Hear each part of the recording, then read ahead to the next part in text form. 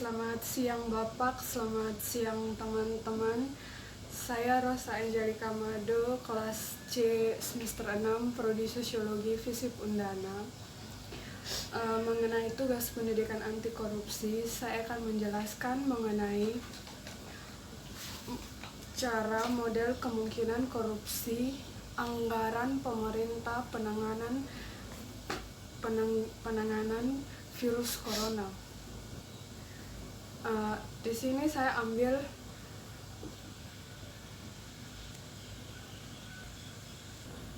bersumber dari liputan6.com. Virus corona atau COVID-19 berupa salah satu virus yang dapat menyerang hewan maupun manusia. Virus ini dapat menyebar dari manusia ke manusia secara kontak fisik maupun berdekatan. Virus ini juga dapat menempel pada benda-benda yang terdapat di sekitar penderita tersebut. Saat penderita batuk atau bersin dan ketika penderita batuk dan bersin dan kita terpapar, maka kita juga akan positif terkena virus corona. Virus ini gampang sekali tertular dari manusia ke manusia. Awal mula isu ini terjadi pada tubuh hewan. Berdasarkan Badan Kesehatan Dunia atau WHO sebelumnya menyatakan virus ini adalah berasal dari tubuh hewan yang menjadi sumber utama. Hewan berikut seperti unggas, kelelawar, maupun ular. Virus corona sudah memakan korban hingga ratusan jiwa maupun ribuan jiwa. Virus ini berawal dari salah satu kota di Wuhan. Kota tersebut terdapat di negara Cina. Penyebarannya awal mulanya dari pasar lokal ikan yang terdapat pada salah satu sudut kota di Wuhan. Pertama-tama virus ini menjangkit sekitar 59 orang di daerah pusat pasar ikan tradisional yang memiliki ciri-ciri pneumonia berat seperti gangguan pernafasan akut pada manusia, tapi dengan ciri-ciri yang berbeda seperti gangguan pernafasan merupakan SARS, tetapi COVID-19 ini masih satu kelas dengan SARS, yaitu virus yang bisa menyerang manusia dan terdapat di tubuh hewan. Virus ini sudah menyebar di berbagai negara, termasuknya sekarang Indonesia. Virus ini sudah menyebar ke Indonesia melalui kontak fisik antara salah satu pelatih dansa dan salah satu WNA asal Jepang. Orang pertama yang terjangkit virus corona tersebut adalah seorang perempuan berumur 31 tahun dan dia bekerja sebagai pelatih dansa. Dia berinteraksi dengan WNA Jepang tersebut karena mereka merupakan teman baik. Berinteraksi di salah satu acara dan terjadilah kontak fisik yang menyebabkan virus corona itu menyebar ke WNI tersebut. Virus corona ini juga sudah menyebar di berbagai provinsi di Indonesia. Provinsi yang sekarang belum terjangkit COVID-19 ada dua provinsi, yaitu Provinsi Gorontalo dan Provinsi Nusa Tenggara Timur. Sebagai masyarakat Nusa Tenggara Timur, walaupun provinsi kami belum terinfeksi, tapi kami terus waspada pada virus tersebut dengan melakukan social distancing dan menghindari keramaian yang terjadi di provinsi tersebut.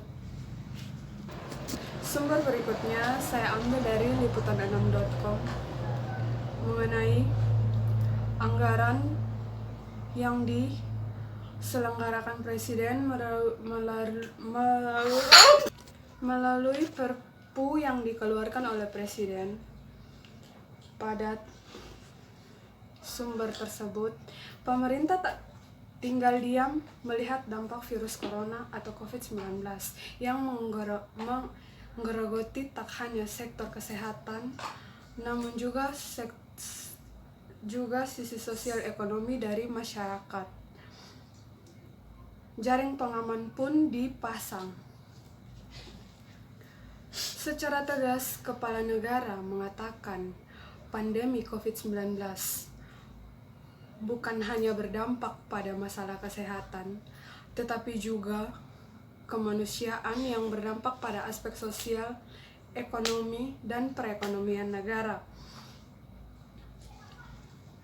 Pada akhirnya memaksa pemerintah menerbitkan peraturan pemerintah pengganti undang-undang atau Perpu yang berisi tentang kebijaksanaan keuangan negara atau stabilitas keuangan negara terhadap sistem keuangan negara yang terjadi saat ini.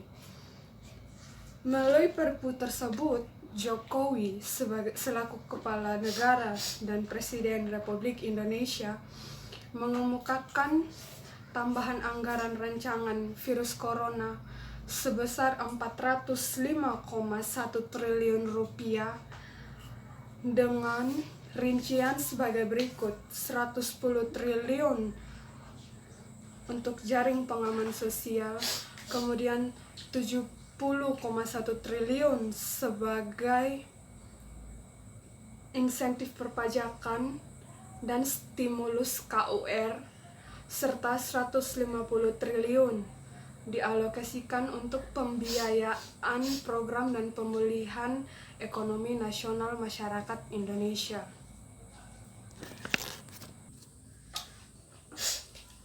Besarnya dana tersebut sesuai dengan Impres nomor 5 tahun 2020 tentang refocusing kegiatan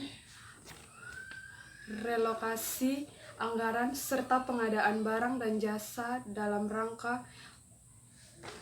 percepatan penanganan virus corona atau COVID-19. Tidak dapat dipungkiri, dana sebesar itu harus diawasi penggunanya. Lantas bagaimana mengontrol dana sebesar itu agar tidak ada celah bagi kaum-kaum tertentu untuk melakukan korupsi? Oleh karenanya perlu adanya pengawasan yang sangat ketat sehingga dana ini bisa tepat sasaran.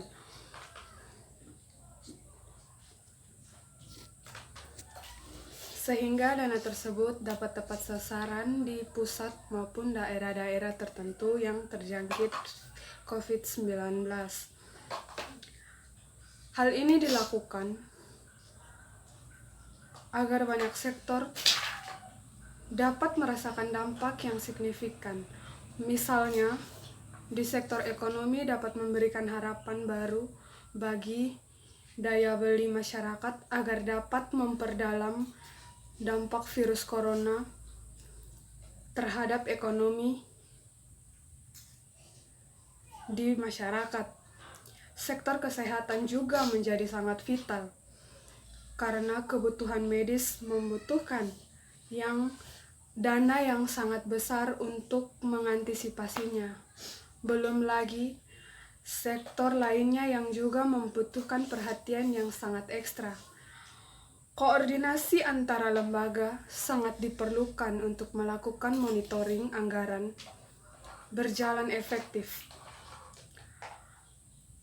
Lembaga seperti Komisi Pemberantasan Korupsi atau KPK, Badan Pemeriksa Keuangan BPK, dan Badan Pengawasan Keuangan dan Pengembangan BPKP adalah garda terdepan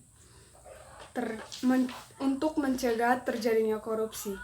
Kita pantas untuk mengantisipasi kemungkinan terjadinya tindakan penyalahgunaan dana yang besar tersebut atau terjadinya korupsi.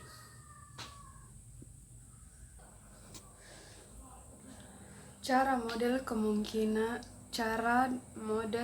dan kemungkinan terjadinya korupsi itu sangat besar, dikarenakan anggaran ini yang mencapai triliun rupiah. Oleh karena itu, cara, model, dan kemungkinan korupsi terjadinya itu sangat besar, karena mengingat dana tersebut mencapai triliunan rupiah, dan kita perlu mencegah terjadinya korupsi besar-besaran dana tersebut. Apalagi sekarang terjadinya kelangkaan APBD yang dibutuhkan petugas medis sekarang untuk menangani pasien COVID-19 tersebut. Sungguh miris, bahkan mereka rela memakai alat bantu seadanya yang kurang layak untuk dipakai. Dan sekarang dokter dan perawat banyak juga yang sudah terkena COVID-19 dan ada pula yang sudah meninggal. Oleh karena itu, kita perlu pencegahan dini agar korupsi tersebut tidak terjadi. Regulasi korupsi dan efek jera. Terang dalam pasal 2 ini pasal 2 dalam nomor 31 tahun 1999 tentang pemberantasan tindakan pidana korupsi.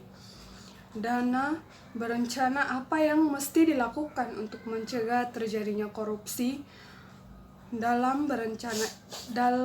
dana berencana ini, termasuk dalam rangka darurat wabah virus corona ini. Ada sejumlah upaya yang dilakukan untuk mencegah praktek korupsi dan dana bantuan untuk penanganan virus corona. Salah satunya adalah meningkatkan integritas yang kuat bagi sumber daya yang terlibat dalam lingkungan dana tersebut. Berikutnya, membangun komunikasi yang kuat disertai upaya terhadap sanksi yang tegas terhadap pelaku korupsi, dan upaya tidak kalah pentingnya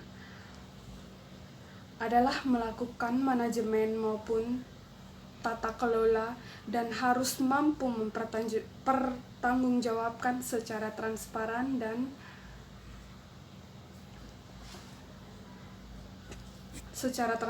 dan akuntabel. Oke, baik, terima kasih atas perhatiannya. Di sini saya telah menyelesaikan penjelasan saya mengenai cara, model, kemungkinan terjadinya korupsi terhadap anggaran pemerintah mengenai penanganan virus corona tersebut. Terima kasih.